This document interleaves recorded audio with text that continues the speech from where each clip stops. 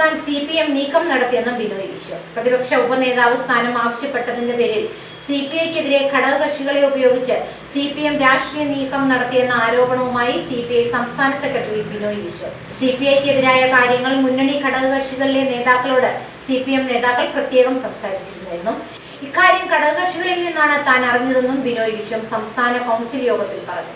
ഇതേ തുടർന്ന് CPM നേതാക്കളെ നേരിട്ട് ബന്ധപ്പെട്ട് നിലപാട് വ്യക്തമാക്കിയെന്നും ബിനോയ് പറഞ്ഞു.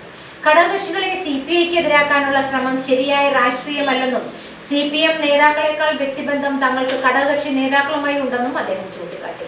പ്രതിപക്ഷ ഉപനേതാവ് പദവി വേണമെന്ന ആവശ്യത്തിൽ നിന്ന് ഒരു തരത്തിലും പിന്നോട്ടില്ലെന്നും ബിനോയ് വ്യക്തമാക്കി.